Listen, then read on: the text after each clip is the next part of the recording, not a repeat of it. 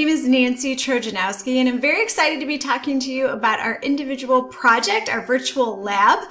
So let's go ahead and do a little tutorial here. First thing we want to do is download the worksheet. So you can see the worksheet that you are going to be filling in your information, your observations from the actual virtual lab. So to download the worksheet, you're going to go to your assignment list, and you're going to click on the individual project. Then you'll notice in the assignment details, it says kind of in the under the lab there, you will need to click here to access this week's lab report. So you're going to click here. That's going to download the lab for you. And then once you open it up, it'll look like this. And you'll see kind of some blue writing in there, and the blue text is tips for the individual project here, just kind of a recap of what I'm talking about today. But you want to download this first and save it to your computer in a place where you can find it again, and this is what you're going to use when you go into the virtual lab. Okay, so now that we've got the worksheet downloaded, type in your information here for your name, save it, you're good to go with that step. Okay. So back in the classroom, if you go to the course resources and click on learning materials, you will see under the unit, you'll see the Muse link. Okay, so you're going to click on the link right here, and that will take you to the virtual lab. So there's an extra bit of information here, which is great. So I suggest you view that prior to doing your lab. And then here's your virtual lab.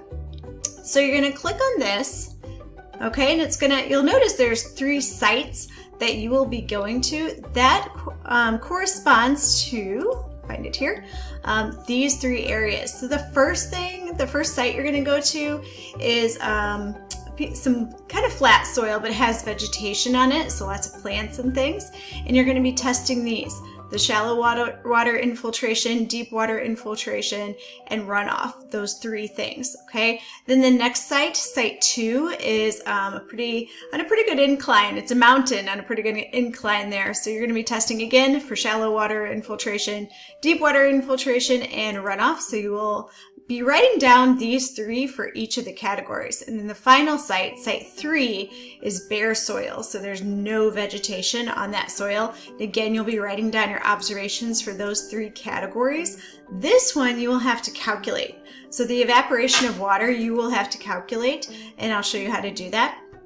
But again, those 3 sites correspond to vegetation, mountain, and bare soil. So if we go back to the site, all you're going to do is you're going to read through, through the information here, and then you will click on the site. And this also helps you to advance the slides, so you can kind of look here. So the first one you're going to go to, we'll go back to here. So you're going to click on the site 1, and that'll take you to that first one. You're literally going to travel to the site. So it'll take you there, and you can see here it says vegetation, so you know you're on the right track. Okay, you can see here that in this test it says the different percentages here. So it's kind of cut off on the side here a little bit, but runoff is 10%, shallow infiltration is 25%, and deep infiltration is 25%. So you're going to literally write down those. So you're going to write down your 25%, right? Don't forget your percentage signs. And you're going to write down your 25%, and you're going to write down your 10%. Okay, so notice you do not know what that evaporation of water is. But the same thing for the mountain site, site 2, and the bare soil site, site 3. You're going to record your observations for those 3 categories. Okay, now how do you calculate the evaporation of water? Well, a percentage means 100, right? 100 is a percent. So you're going to literally take 100, okay, and you're going to subtract what we already have. So you're going to minus the 25, minus the 25, minus the 10, right? So we're minusing 25, minus 25, minus 10. So that's minus 50, minus 60. Got it? Equals, what is that? 40. Testing you. Okay, so that's 40%. So that's an example of the first one there, right? So we know that this accounts for 40%. And then this table needs to be completed first before you can do the second table. So, when we're talking about water, we really aren't talking about it in terms of a percentage. We usually talk about that in terms of gallons, right? Whether you have gallons of water you're drinking, gallons of water in your pool, gallons of water in wherever. We're usually referring to it in gallons. So we need to convert that. So what we're going to do is we're going to take these numbers and be able to convert that for the second table. So in the second table, you'll notice here for section 2, we have one thing that's going to be a given. Okay, 1 inch of rainfall deposits 144 cubic inches, which is 0.623 gallons of water per square foot. So this is going to be a given. It's always going to be in the equation like that, 0.623. Okay, another thing that's always going to be in the equation is this. So our square feet of surface area, if it's a square foot, okay, that's going to be a given. That's going to be 100.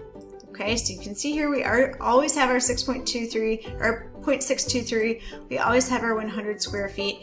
Now this section here, you have to add in whatever the decimal is from table 1. Okay, so if you look here though, we have a percentage. You can't just multiply in 40%. Okay, if these numbers are in decimal form, this one also has to be in decimal form. So do you remember back in the day when you were talking about learning about decimals? Okay, since we're dealing with a percentage, that means we're going to move the decimal point over 2 spaces. So if we have 40%, I'm trying to find it here, 40%, we take that decimal, right, and we're going to move it over 2 spaces. So we're going to go, here's the decimal point, we're going to go 1 space over, 1 space over, so it's 0.40, so 0.40. That's going to be our decimal, right? Then we can just simply do that calculation, and that's our gallons of water. So that's going to be how much we've got there. Okay, so you can plug that into the table, and then you should be good to go for that. So I think we're good to go with those 2 sections. The second part here, you're really just filling in the blank. So you're answering those questions, filling in the blank, making sure you're answering all of the questions, okay? There are a couple tips and things in there for you, so be sure you're reading through that. And if you have any questions, please let your instructor know, and we will take care of you. Have a great rest of your day.